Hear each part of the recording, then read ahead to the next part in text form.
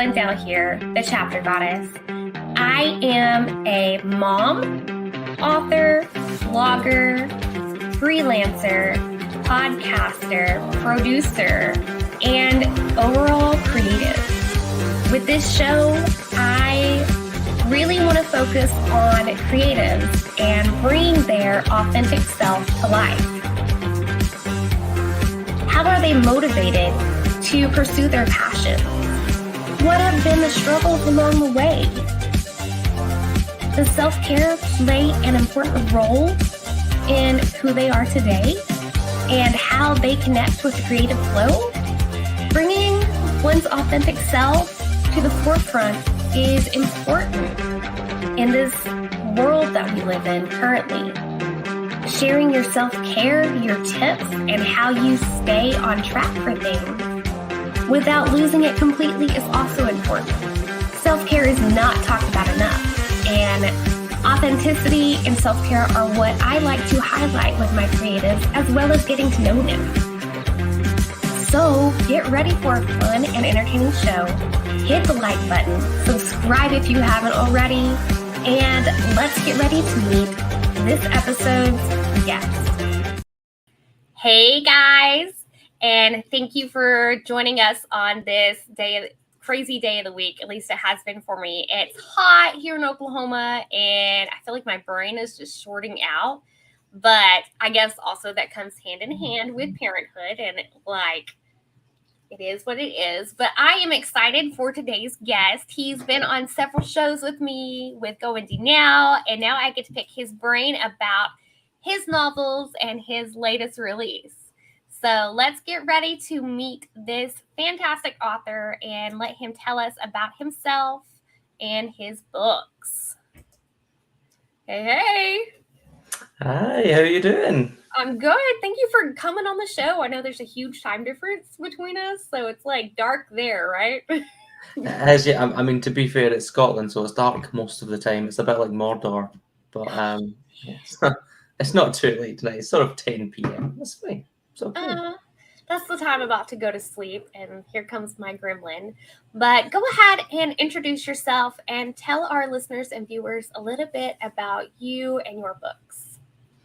Yeah, so as I said, my name is Lindsey Kinsella, and I am both a science fiction and now, as of June, a fantasy author now too. And yeah, I've always written books that are sort of related to my passion of paleontology and prehistory and dinosaurs and such. And so yeah, that's the subject material that I like to write with. And this is my newest release. This is The Heart of Pangaea. And yeah, we'll have a wee chat about that. And I was talking with him before, guys, that I love that it's a hardcover. I've got his first novel here, The Lazarus Taxa. I still have not got to read it yet, but it is on the list. My son, I was telling him yesterday, I was like, yeah, I get to interview somebody that writes about dinosaurs. And he's like, I want to see their book. And I was like, I don't think it's kid appropriate, but we can look at it. So you have a reader for when he's older. Well, the new one is, the new one kind of is. How old is your little one? He's 5. So no, probably not.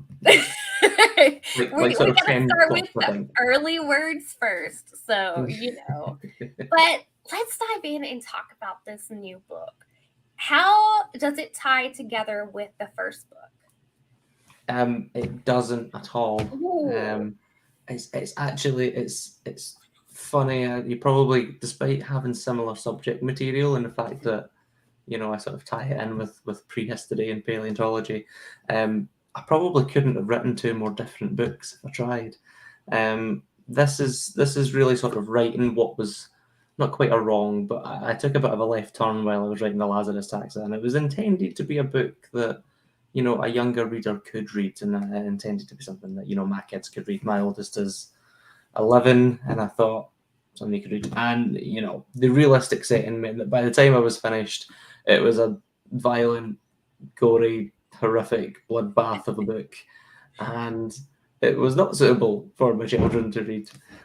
So yeah, the new book sort of rectifies that, and it's this sort of quirky, fun fantasy setting, so that I could, bring to life these, dinosaurs and other sort of prehistoric animals, but in a setting that didn't need to be super realistic and didn't need to have sort of gratuitous violence in places to fit with the theme. It could be a bit cleaner that way. And so yeah, I'm quite pleased with how it's turned out, even if I'm now marketing myself to a very different audience already, only on my second book. Yeah, I feel like the audience changes with everything we like as authors write anyway, because there's always like some kind of tweak in there that makes it appeal to a different one. And Joe is hanging out with us. He says, two of my favorite peeps. How you all doing? I almost said y'all. That's just making it short. Can't stay long, but I will catch this later. Thanks for joining us, Joe. Thanks, Joe. So what has pulled you to write about the dinosaurs? I think for a long time there was a sort of almost a frustration, I think, that popular media kind of ignored what was this sort of hugely interesting portion of science. You know, there was sort of almost a science renaissance in terms of like space physics and whatnot, and you know, big budget movies being, you know, bringing themselves up to date with physics. You know, we had things like Gravity and Interstellar. And paleontology was sort of left to languish in the 90s with, you know, basically no advances since the original Jurassic Park. And I wanted to write something that rectified that, because the last 30 years of paleontology has grown so much. There's so much we know now that we didn't before. Oh, and, exactly. and I think that other people would find it cool too. Yeah, no, I have to agree. I've kind of, my interest in it has peaked too. And part of that is because of my son. He's, I don't know, I guess because my father, he worked in a museum for a little bit. He got to see all the behind the scenes stuff, and they had a huge Acrocanthosaurus skeleton, well, not the actual skeleton, but model of it in the main part. And he got to go see it even during like when the world was shut down. Because he worked there, we got to have like access to it and stuff. But he's kind of grown up with that, and he's got to see this whole world of paleontology stuff that didn't exist when like we were young. And it's kind of pulled my interest. And there's so many things that have been discovered. So, yeah, and you kind of feel like that with your kids too. Yeah, there's sort of a running joke amongst the sort of paleontology enthusiast people that there are the two stages in your life when you know the most about dinosaurs is when you're 8 and then when your kid's 8. And it's true, it's true. But I think it's almost me that's the bigger kid with it. You know, someone, you know, maybe my son will ask a question about dinosaurs and I'm like, oh, sit down. Yes. So out of the 2 books so far, do you have a favorite? I don't know if I should have a favourite, but I think I do actually. I think they're very different, which makes it difficult to choose between them. I think if I'd wrote 2 similar books and one was just better quality because it's my second book and I've sort of like to think I've figured it out a little more, maybe easier to choose. But I think it probably still is The Heart of Pangea. I feel like it's a book that says more. If that makes sense. It's a book that has a bit more of a point to it. It's, you know, The Lazarus Tax is fun and I love writing that book, but it's quite pulp fiction-y, if we're honest. Which is fine. I don't think there's anything wrong with that. But yeah, I think The Heart of Pangea is maybe a little more deep, a little deeper than before, or more pretentious. I suppose that depends what your perspective is. Ooh. In writing the story, did you notice that you went about it differently than you did the first book? Yeah, I mean, a lot of that was due to the fact that it was a different genre and a different age rating that I was aiming for. So that changed a lot. But a lot of it was just sort of lessons learned from first time around too. I found it planned out a lot more this time. Not necessarily in any great detail, but I at least knew roughly where I wanted the story to end up when I started writing it, which is something I didn't first time around. I mean, The Lazarus Tax, I think I rewrote the final third of that book about 6 or 7 times because I couldn't make up my mind on how that book should end. This time around, I kind of knew, you know, there were still rewrites and tweaks all over the place, but it maintained broadly the outline that I wanted it to. It just sort of grew in complexity as I redrafted it. So compared, I'm going to pick your brain a little bit about the marketing stuff. Tell me the differences between the audiences and what you've done so far to market this new one. I have to say, I thought marketing the second book would be much easier because I have an existing reader base. Yeah. That's very much not been the case. It's been much harder to market the second book, and I think it's because really I like to think that the book is sort of emotionally complex enough that adults can read it. Mm-hmm. But the target market is quite obviously, sort of older kids, sort of 10 and up, I would say. And yeah, those you can't really market directly to those readers, at least not ethically. There's an ethical question over advertising directly to 10-year-olds. So you then have to sort of appeal to parents, I guess. And yeah, I'm still getting the hang of that. It's very different. It's very new to me. Yeah, no, I totally get that, but I'm also that parent that's like, oh, I think my son will like this, and like, I feel like I've kind of created a monster with him because he's like, oh yeah, he looks at the cover and it's like, I want to read that, and I'm like, oh, this sounds good, let's get it for you, and like, he's already becoming a book hoarder, I guess you could say.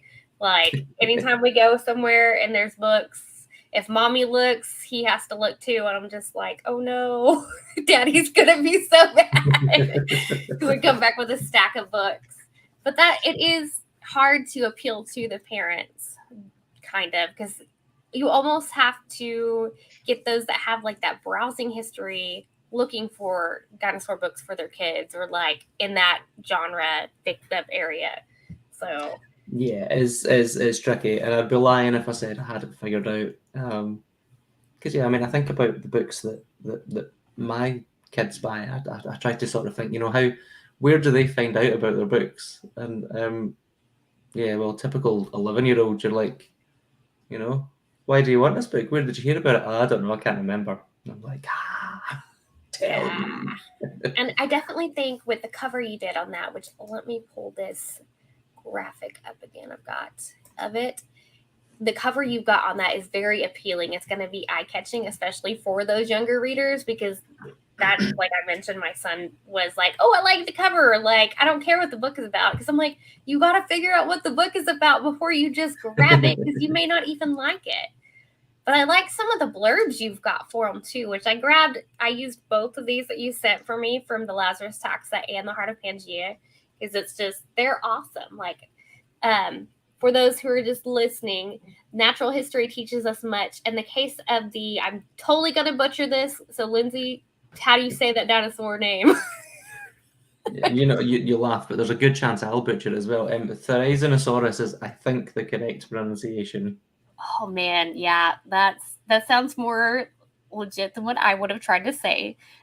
Shows us things aren't always as they seem. An apparent predator could transpire to be an herbivore, an enemy could turn out to be a friend, and an ally could in fact be a traitor.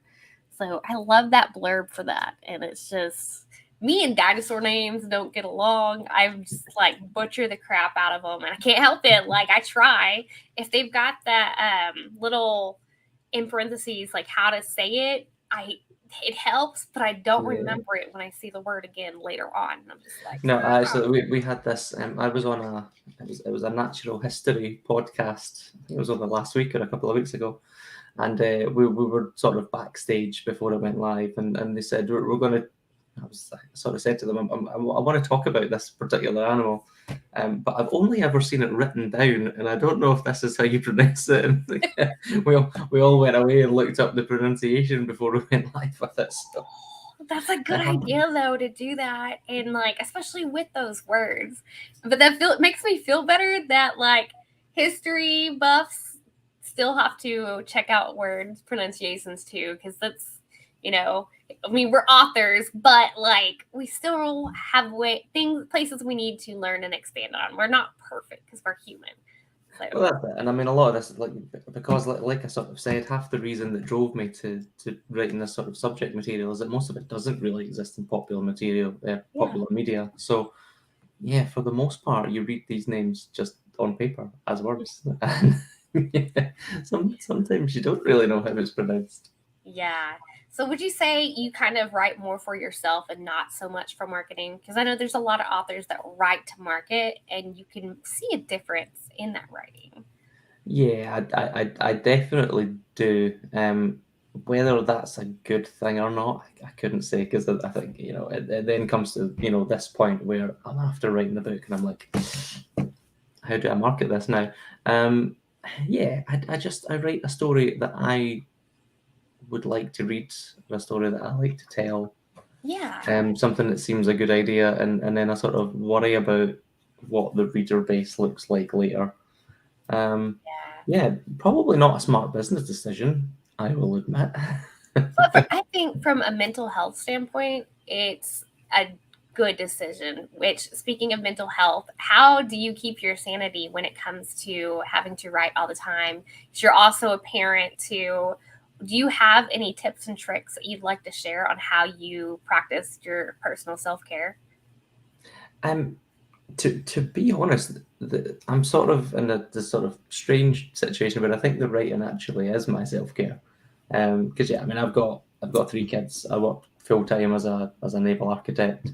Mhm. That's quite a lot in itself. That's quite busy. And it's quite, being an architect is quite sort of rigid. You have rules and you do maths and you have to, stick within regulations and standards. And there's not a lot of creative freedom in that particular role. So I think, the writing is my outlet there, and that's my escape from all the responsibilities of the rest of life. So yeah, I never feel like there's pressure with the writing, and it helps being, an indie author. There aren't any deadlines. There isn't a publisher chasing me for the next book. It's it's out when it's out. It's ready when it's ready, and yeah, it just that's my downtime. Yes, that is one thing I'm very thankful that I chose to be an indie author for. You get to set your own timelines, and like as a parent too, I suck at deadlines sometimes because part of it is nothing ever goes according to plan. Some kind of kink always comes up in the schedule, and like today, I never miss appointments, and I straight up forgot that I had an eye appointment today because I've been going and doing so much just with my son. And I called him and I was like, I am so sorry, but like as an author, an indie author, you have time. Like you don't have to push yourself until you're like in this huge rut where you feel like you're in a giant hole. So Yeah, and I think because for me the writing is predominantly a hobby. I don't want to put that sort of, I don't want to suddenly have pressure associated with it. And yeah, like you say, I think parenthood is the biggest thing that sort of adds to that pressure if you have a deadline there. Because yeah. it's a very good example. I mean, my youngest is 11 months old. Oh. He's currently going through a severe sleep regression.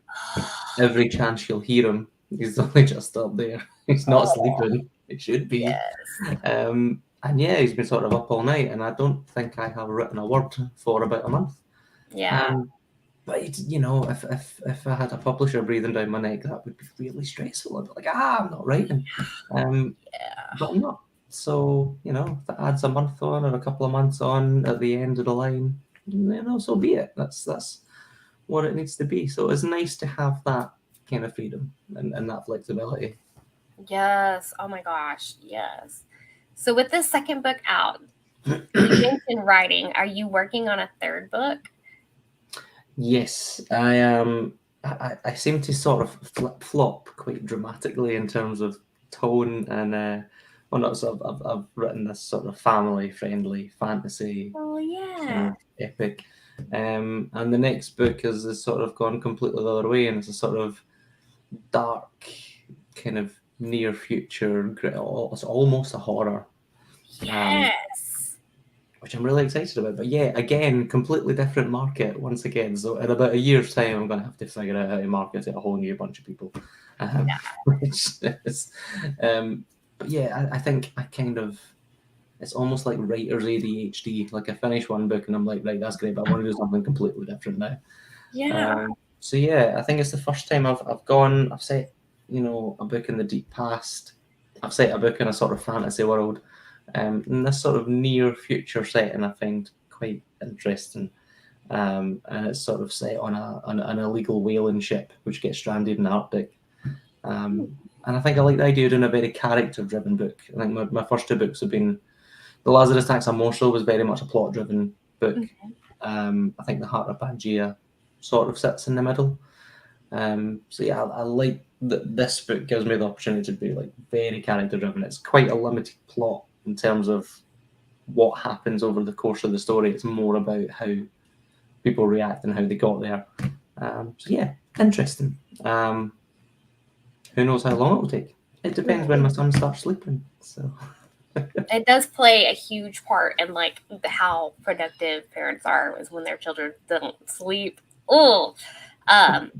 With like changing genres, do you feel like it helps your creativity when you do that, when you switch from writing in one area to another one? I think so, and I think I get like a little itch in the back of my brain when I'm writing one book. It's like here's something totally different you could do though, and I never give into that while I'm writing. I'm quite a completionist too, so I have to finish a book, but it does mean by the time I finish, I am sort of chomping to write something entirely different. And yeah, that would, like I say, it's hard to know if this new book will fall into sci-fi or horror by the time it comes out. But if it does, that's basically 3 books in 3 different genres, which, yeah, again, maybe not a great business decision, but I think creatively, it's about writing what I want to write. Yeah. If you could share a piece of advice to an author who's kind of just started their journey or getting ready to start their journey, what would you offer them? That very much suggests that I have a clue what I'm doing. But yeah, I think the best advice is that, particularly for a new author, maybe you finish a first draft. I think we've all been there where we read our first draft and it's really disheartening because it sucks. And yeah, I think the best advice is that it's okay. It's okay that it sucks. It will, but that's fine. It's supposed to. Yeah. And just not to kind of lose heart, because I think that's where a lot of people, or at least what I hear, that's where a lot of people sort of give up. So definitely don't give up. I like that because it is the first draft is pretty rough for everybody. Like if you have a perfect first draft, I don't know what the heck you were doing, but like you had to have edited like super crazy like along the way, and I wouldn't even consider that your first draft. So I think what's more likely is that you just haven't recognized what's wrong with it. So I think take it as a good sign if you think your first draft sucks, because it means you recognize that it could be better. Oh my gosh, yes. So with the second book out, a third book in the works, what is something you've learned in the process between these 2 books that made a huge difference for your writing career, or huge difference for your writing career? I'm getting tongue-tied. Blah. I think the biggest difference I made second time around is that I really sort of doubled down on beta readers. Lazarus Attacks I had a few. This one I can't actually remember how many I had. I had a lot. And that was like in terms of that sort of, tidying up process, that refinement at the end, that made a huge difference. And I think they all had some really, really valuable input. Yeah. When it comes to beta readers, where do you go to find them? Do you post in your group or? So I've traditionally sort of, you have sort of groups on Facebook that have basically dedicated for beta readers. What I do find is that I tend to once I have some, I'll tend to stick to them as well as I can. It's good once you know that there's someone who, firstly, that you trust, I guess. There's always that little bit of a risk that you hand someone over your manuscript that you'll find it published before you let it out. But also just people who sort of opinion that you value and people who provide good feedback. So I think I've built a reasonably good network of beta readers now. and the hope is that you don't have to sort of scope out over the internet as much anymore. But it's difficult to get to that stage. For real. Do you have an idea of how you're going to do things different with the third book compared to what you've done with the first two? If that makes sense.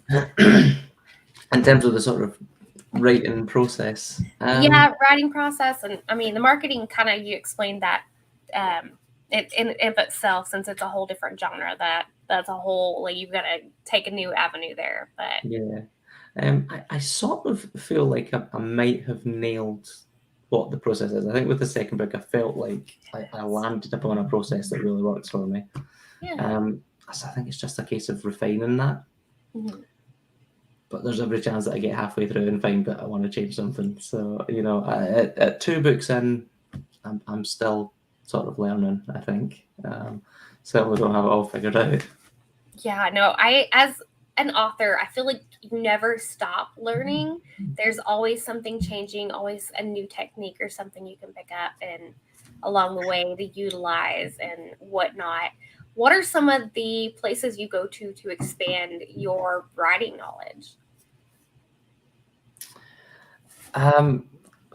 It sounds sort of cliched, but I think it's just kind of reading. I find that's a really boring answer, and so many people say that, but I think it's true. I think that's where you get sort of more sort of inspiration, and that's where you see. I think once you're an author, you read slightly differently.